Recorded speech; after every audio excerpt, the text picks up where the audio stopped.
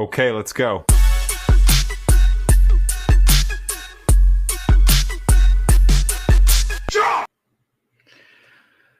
Good day, everybody. Whew, I heard my voice, threw me off. It is currently like 4 o'clock in the morning, almost 5 o'clock. I've been working on this script.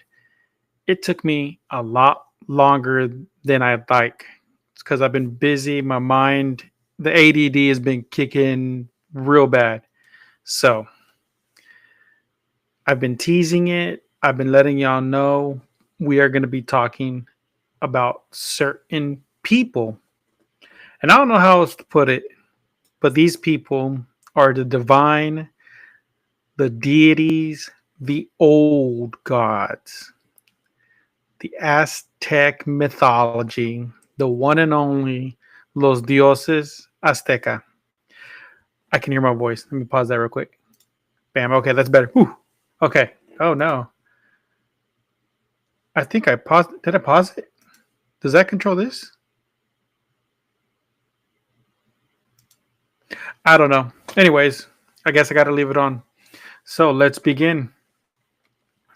This has been a difficult one, and bear with me. The pronunciation is going to be ridiculous because y'all know how I do with Nahuatl. Okay, so the Aztec gods are a difficult. Oh my God, I can't talk like this. Go away. I'm just going to have to trust that it's going through perfectly fine.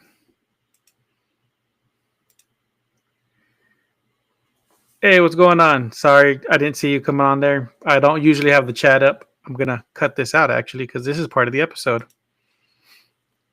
Anyways, the Aztec gods are a difficult subject for me. Like I said in the last episode, I cannot pronounce their names.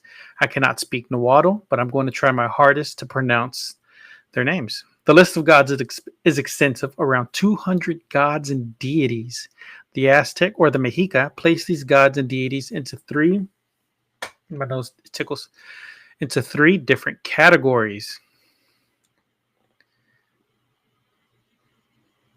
With the first being the heaven or the sky, the second one is the rain, fertility, and agriculture, and the last but not least, war and sacrifice. Let's start off with the father of the Aztecs, the who it begins with an H, the Huitzilopochtli, Huitzilopochtli. Like I said, these pronunciations are going to be difficult for me. When the Great Migration happened to the Aztecs, this god advised them to establish their capital city of Tenochtitlan, the god of war and sacrifice, his name meaning hummingbird of the left or the south. His temple was on top of the pyramid Templo Mayor within the city. It was decorated with skulls and painted red to represent blood.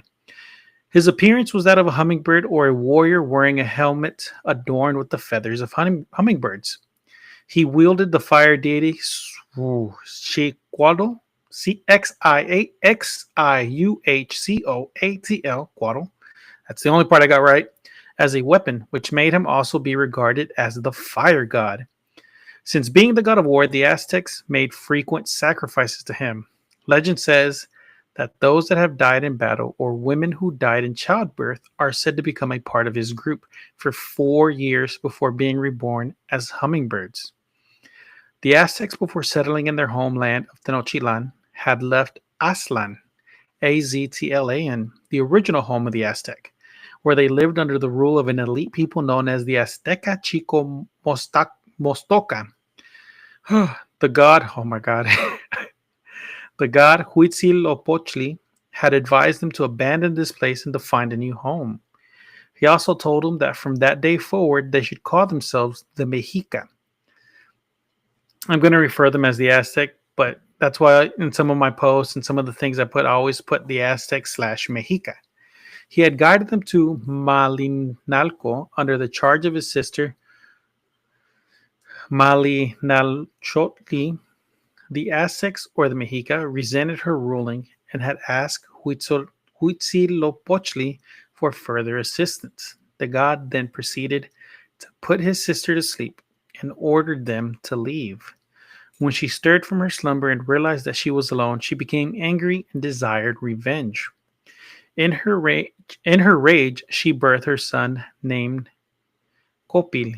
When he became of age, he confronted his uncle Huitzilopochtli and tried to kill him. He then proceeded to rip Copil's heart out and threw it into Lake Texcoco. After some time had passed, he told the Aztec to find Copil's heart and to build their city over it.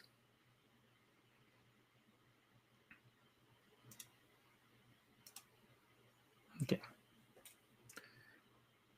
The way they knew where the heart was located would be a sign of a majestic eagle on a nopal or cactus eating a snake. Not a cactus eating a snake, but the eagle sitting on a nopal, which is also a cactus eating a snake. That's also the origin of the Mexican flag. This god is one of the important gods in Mexican culture and history. His origin is separated into two different stories. The oldest story is that of Huitzilopochtli, is the last of four sons born to Ometecutli and Omequehuatli. He was born without flesh and only bones for the first 600 years. After that, he and his siblings began the process of creating the world and the laws of nature. The second story states that his mother was a fierce goddess that was impregnated by a ball of feathers as she was sweeping on Mount Coatepec, which is Serpent Hill near Tula Hidalgo.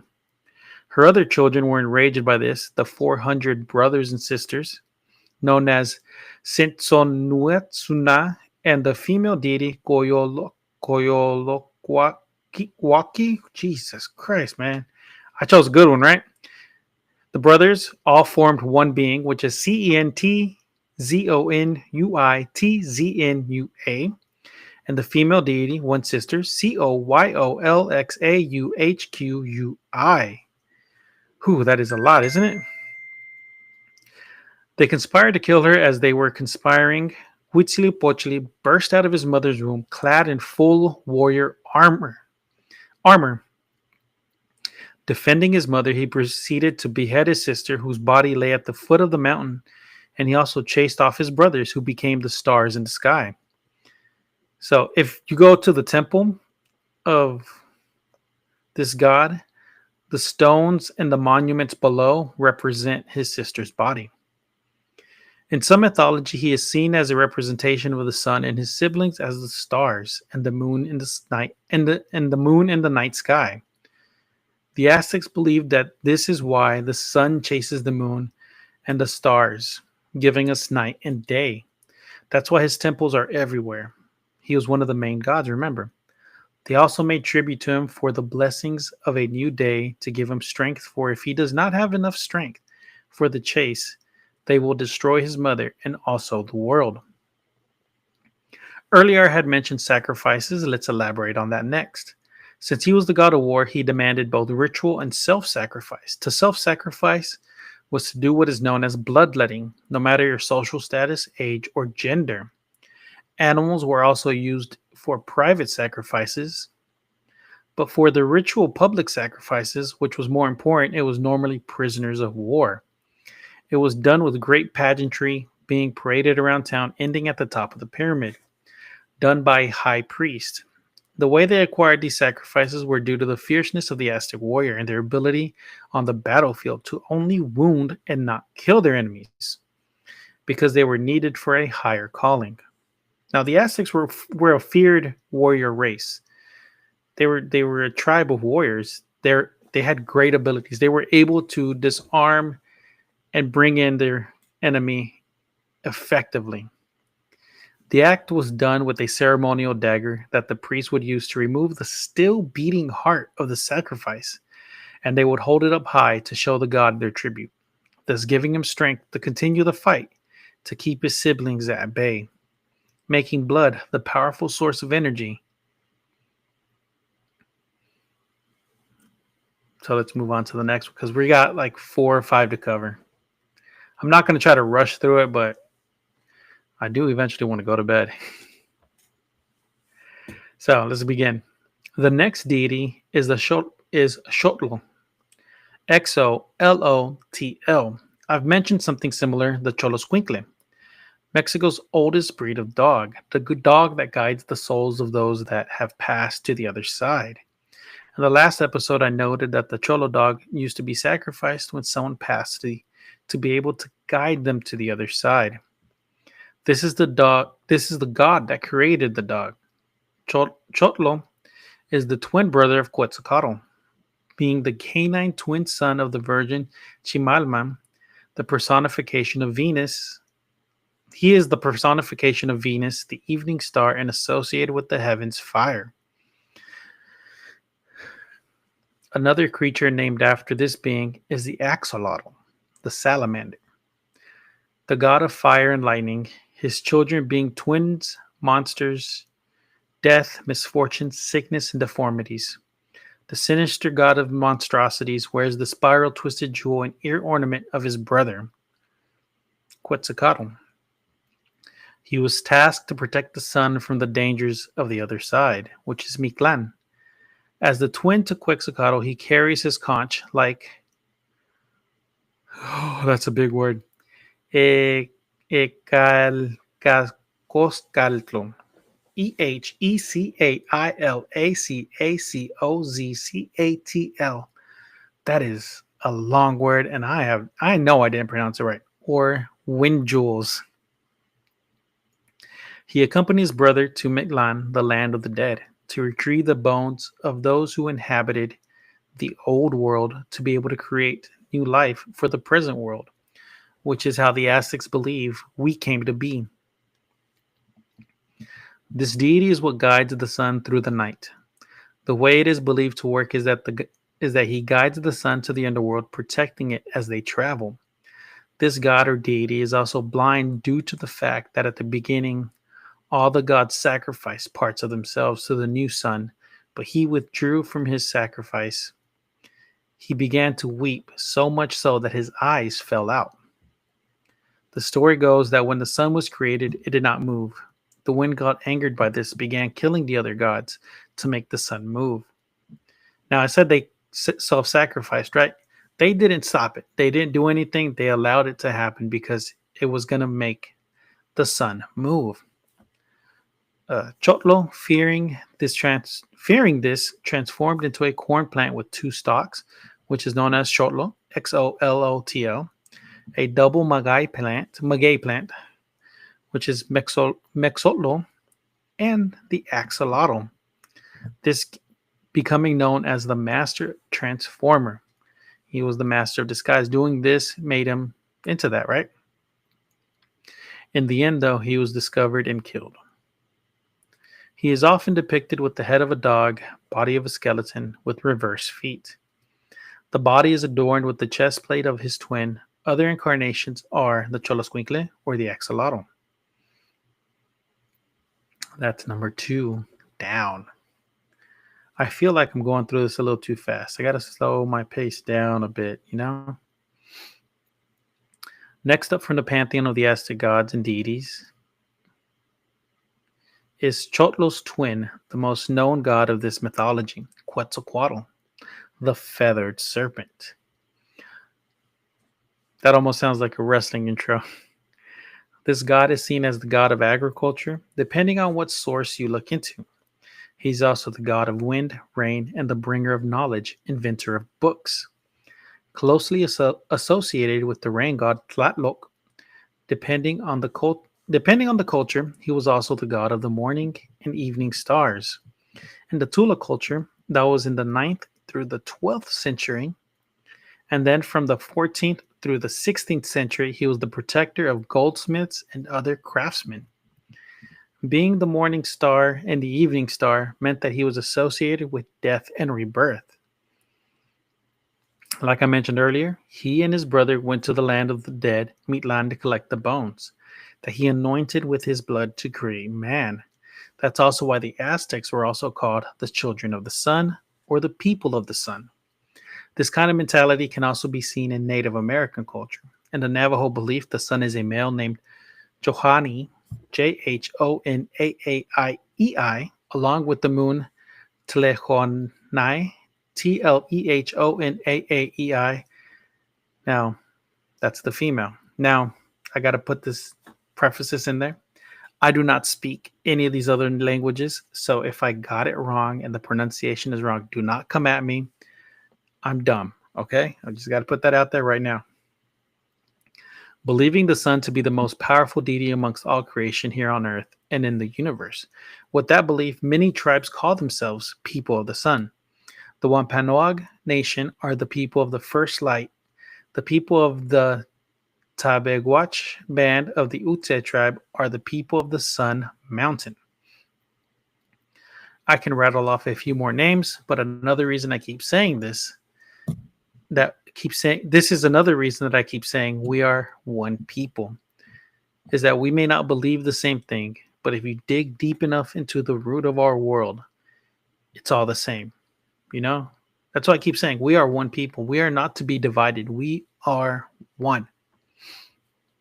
Again, back to Quetzalcoatl. He was the priest king of the Toltec ruler of the capital. Never one to ask for a human sacrifice, he only wanted snakes, birds, and butterflies.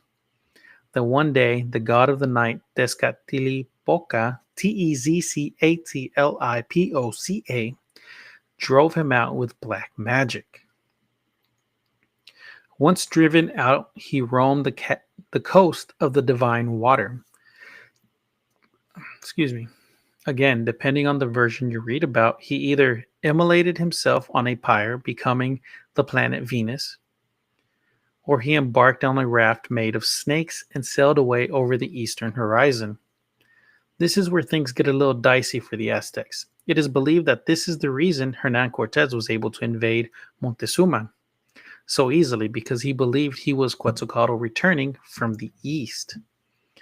In their calendar, they believed that he was going to be gone for one rotation, or what is known as a reed, R-E-E-D.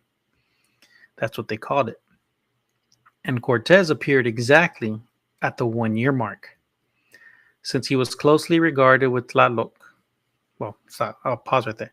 That's, he came back he didn't come back, but that's why it was believed that Montezuma allowed Cortez in.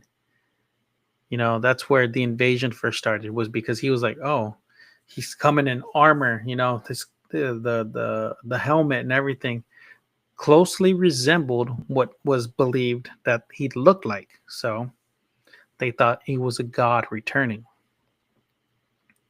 So let's move on to the next one. We got like 3 more to cover. Oh, man. Since he was closely regarded with Tlaloc, Tlaloc, that's the next god we cover. This god is seen as the god of fertility and water, since without water you cannot have life. He is a god to be feared, but not for any malicious reason, but for his mastery of the rain, hail, thunder, and lightning. But if you do accrue his wrath, you could be suffering droughts. You could have hurricanes, things like he controls the wind, the water, so lightning, hail, thunder, rain, anything that has to do with the storm, that is him. He is believed to reside in the sacred mountain Cerro Tlaloc, making it the most sacred location. His followers are amongst the oldest and most abundant in ancient Mexico. His appearance ranges from butterflies, jaguars, and serpents. And also the flower that is used in Dia de los Muertos, the marigold, is a big part of his ceremonies too, and was burned as incense. It makes sense because he's also one of the gods of life, right? Fertility, rebirth. So that kind of makes sense. His depiction has fangs either in sets of 3 or 4 of the same size with a split tongue, and most times carrying a vessel of water. So his depiction is that of your standard issue god, right? Your standard issue god. But except he has fangs. I have seen that movie. Sorry if I ignore you. I got to mark all these points so I can cut it out when I upload the podcast. In the Nahuatl tongue, his name means storm god. His shrines are at the top of the mountain. Most gods have a steady symbol, but Tlaloc has many due to the confusion on his appearance, ranging from butterflies, the Quetzal bird, down to the eye of a lizard. So he has butterflies, quetzals, jaguars, snakes, symbology too, and the eye of a lizard. Because he's one of the oldest gods, he gets confused for a lot of different things. One of his biggest offerings that was found in the temple at Tenochtitlan was a complete jaguar skeleton. The jaguar was regarded as the ultimate power symbol. So he got one of the top tier sacrifices and gifts at his temple, or at the temple that had a part dedicated to him, because the temple had layers all the way to the top. His confusion is so great that there was a statue that weighed over 186 tons that was believed to be of him. But some scholars argue that it was either him or his sister. They can't figure out who it was exactly. Again, he's one of the oldest gods. This god has more information than the others that I have discussed. While when he was in rule, he did not require human sacrifices. That was not the case in the great city of Tenochtitlan. Atop one of the great temples was a shrine where there was a bowl placed there that contained the hearts that were sacrificed in his name. The priests in charge were called Quetzalcoatl Tlaloc, Quetzalcoatl Tlaloc Tlamasqua. The last word is Tlamacazqui. Those that worshipped him were not cremated in ceremony, but instead they were buried in the earth with seeds in them, with blue paint adorning their faces, or their skull, or their forehead. They were dressed in a paper, outfit, and they were also buried with a digging stick so they can plant the seeds that they carried upon them. During one of his biggest celebrations, one of the festivals that is dedicated to this god, which ranged from the 12th of February until March 3rd atop the Cerro Tlaloc, was child sacrifice. Now, this is where it gets kind of dark. The children chosen were dressed in the style of the god. So in other words, they were made to look like the god in the way he was depicted. As they made their way to the top, they were followed by dancers and priests. There they had to spend the night accompanied by the priests. Not in any weird way, but the priests were there to watch them. They were making sure that nothing happened to the kids, that they didn't run away or anything. But a priest couldn't leave either, because if he left, he was shunned by society.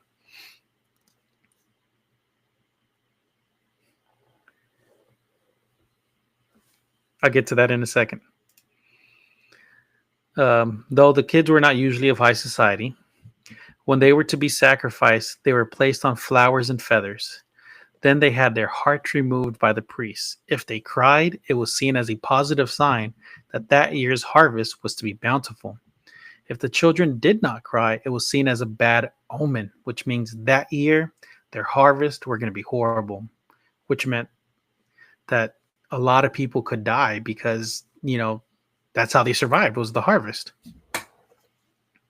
I keep saying they because the number of children sacrificed was 7. Now, in Aztec mythology, there's a lot of stuff that has to do with numerology, symbology, things like that. I'm not going to get too much into that because if I do, that's a whole different tangent, right? Usually slave children or the second. It was usually slave children or the second born of nobility. So if you were the firstborn, you're good. But if you were the middle child or the second child, you had to worry a little bit, right? In total, there were 4 different festivals relating to Tlaloc, 2 of them involving child sacrifice. One of them was where they made a person out of dough or clay. I think it was dough. It was made and sacrificed in a similar fashion where they would cut out the heart, and it was made with like pumpkin seeds and all sorts of different stuff. It was sacrifice made of dough. I couldn't find that many stories of the great god due to his history and the grand confusion surrounding his appearance. The stories could be mixed throughout all of the gods. So he could appear in different stuff, but I couldn't find anything that directly correlated with him. Like there's different stories of the first 2 gods this god, not this god, but the next god. They had stories, but this one, it was just a bunch of stuff about the way his sacrifice worked, what he did, and things like that. I got to take a breather sometimes. With some of the gods that we have discussed, the first two, having visited the land of the dead, Mictlan, Mictlan, we're going to discuss the ruler of Mictlan, which is called, his name is Mictlantecuhtli, Mictlantecuhtlu, the Lord of the Dead, and his wife, Mictecacihuatl, who the only part I ever get right is that waddle part, right? Mictecacihuatl. For some reason, spelling these names, these last two gods, I wanted to go into that old Mickey Mouse song. Mictey. Just the spelling, it triggered something in my brain. My ADHD and my ADD, it just gets triggered sometimes. They ruled over Mictlan together. They lived in a windowless house. He was associated with owls, spiders, and bats in the direction south. Whew. I know I've told the story 2 other times here. The third, and this is going to be the third time, Mictlantecuhtli, not his wife, but him, tried to stop or delay Quetzalcoatl on his journey for the bones of the creatures from the previous world of the fourth sun. Oh, I'm sorry. Yeah, I'm going through as much as I can. I spend a week doing as much research as I can every single day, and then I do these episodes. I have this episode, and there's a podcast too. If you follow the podcast, it's all in the link in the bio. I have, from last year all the way to now, and I do as much research as I can before I even post it. I've been up all week, and then I've been up for the past almost 24 hours finishing this script just so I can have it out. I'm going to cut this whole section out. Creatures from the previous world of the fourth sun. Since he was in Mictlan, the Lord gave him a few tasks. So Quetzalcoatl was given tasks before he could leave. He could only take the bones if he traveled around the underworld 4 times while blowing into a conch shell trumpet. But Mictlantecuhtli gave him an ordinary shell, so it would not make a sound. But Quetzalcoatl was a little bit more clever than that. He got in the worms to drill holes and bees to reside inside the shell so it would sound like a trumpet. Not to be outsmarted, he let him take the bones and had his assistant travel ahead and dig a pit. So he had an underling. So he told his underling, hey, he's about to leave. Go forward, dig a hole, stop this man. He's not leaving. So they dug a pit, or he dug a pit for Quetzalcoatl. Quetzalcoatl approached the pit and got distracted by an owl, or startled by an owl. And he fell into the pit and dropped the bones, and they broke. But he managed to get out of the hole, collect the bones, and escape Mictlan.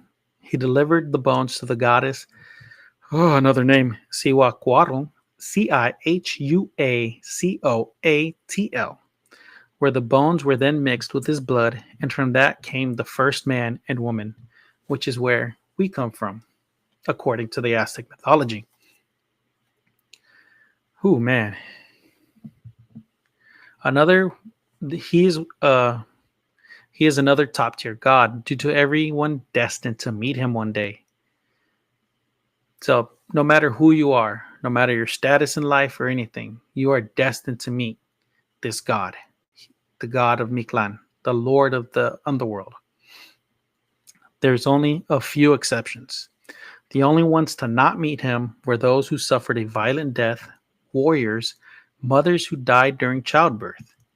They were sent with the first god that I talk about. I'm not going to try to pronounce the name again, but the one that begins with an H. Yes, he was a warrior god whose representation was the hummingbird. Like I said, you spent 4 years with them, and then you're reborn as a hummingbird. These are the people that went up there with them, right? And also those that died in floods or storms. Again, the previous god Tlaloc, Tlaloc. So that was the exception. If you died in flood conditions, storms that had to do with water, or if you were a warrior or you died violently, in other words, like being mauled by an animal or something back in the day, or if you were a mother who died during childbirth, because that was seen as the ultimate sacrifice. You died while giving life. That is the ultimate sacrifice of the Aztecs. The Aztecs did not believe in a specific place like heaven or hell, like the Catholics, Christians, like we do nowadays. How there's a heaven, hell, earth, whatever you want to call it, a higher place and a lower place, right? They didn't believe in that. They were, whatever you are, you're going to the same place. All souls descended into Mictlan to travel the 9 layers in a 4-year journey, where they would become extinct in the deepest part. Now, there's also the 9 layers of hell. I can't remember what it's called. It's a famous piece of literature, Dante's Inferno. So again, the Aztec mythology, the whatever you want to call it, the old gods are spread out throughout the world. It doesn't matter where you're from. Again, we are one people. The 9 layers of Mictlan, and then you're done, right? The 9 layers of hell. Even though that's a top and bottom situation, but again, that's a whole different story. But they have similarities throughout history and throughout the different cultures in our lives. During the month of Titli, Titl, at the temple of Tlaxicoc, an impersonator of the gods was to be sacrificed and incense to be burned in his honor to Mictlantecuhtli. Portrayed as a skeleton with red spots for blood, wearing a skull mask with bone earplugs, a costume of owl feathers, and maybe a necklace of eyeballs, with curly black hair and powerful eyes to see into the darkness of Mictlan. That is his description.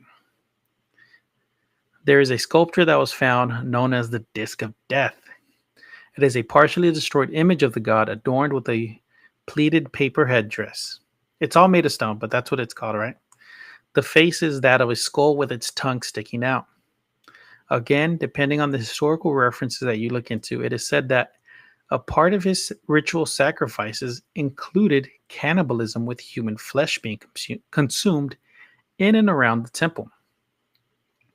He has multiple names, which are Ixputztec, Ixpuztx, meaning broken face, or Nextepua, Nextepehua. My voice is leaving a little bit, which means scatterer of ashes. And last is Tzontemoc, Tzontemoc, which is he who lowers his head. Ooh, man, I got to take a little sip of water here. Where's my water bottle? I got tea. Whew. This is a lot, right? You know, this is what I do. I find as much information as I can for y'all.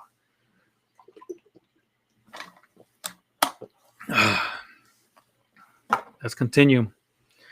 Ooh, I think this is the last one. Maybe one more after this. I can't remember.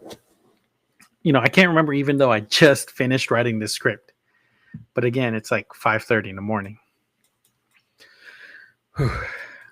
We continue with Mixcoatl, Mixcoatl, the god of the hunt.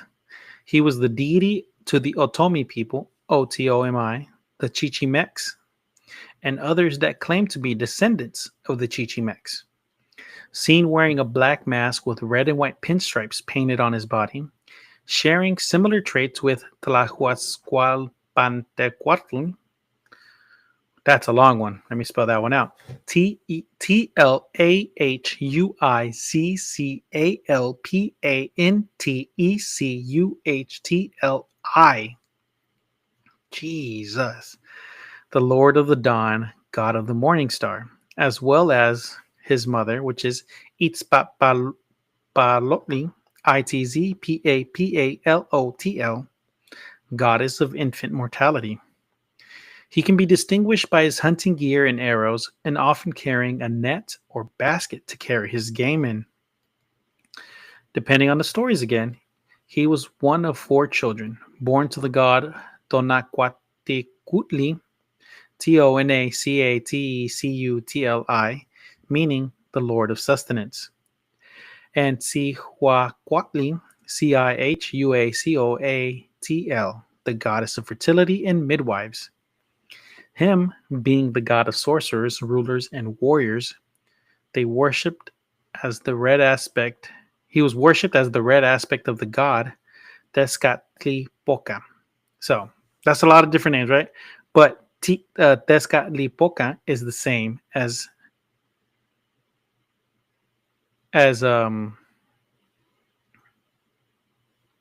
Mixcoatl. I forgot his name for a second. Mixcoatl. It's the same, right? Or they're this one and the same. It is said that Tezcatlipoca transformed into Mixcoatl and created the fire drill, which is the bow that you use to create fire. By spinning in the heavens and bringing fire to the people. So that's how we got fire.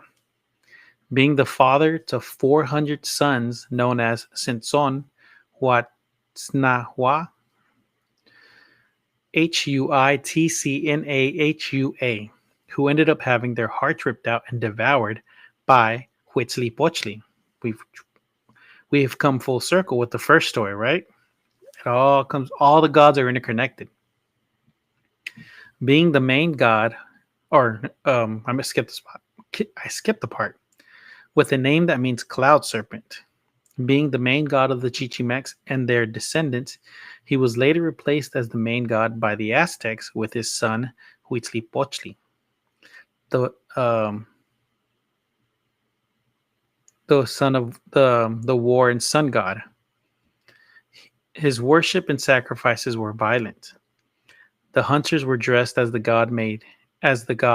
They made arrows and set ritual fires to commemorate the gifts he bestowed upon them. The children danced with his priestesses and gave them cakes. The sacrifices that were made were bloody. It was normally a man and a woman. The woman was violently slain like an animal, her head being struck with a rock until she was half unconscious, and then her throat was slit, and then she was beheaded. The man would then take her head and show the crowd before he had his heart ceremoniously removed in sacrifice. Another festival included an actual hunt and a mock hunt. So two different hunts, right? An actual hunt and a mock hunt that used prisoners of war dressed as deer. Can you imagine you go to war or you're fighting with another tribe and then all of a sudden you get caught and then they put a deer skin on you and some fake antlers and they said, go.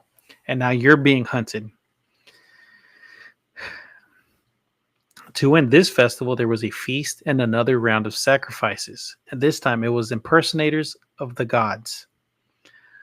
So this was a big thing too. They always had a representation. They always had someone there that was supposed to be the god on earth.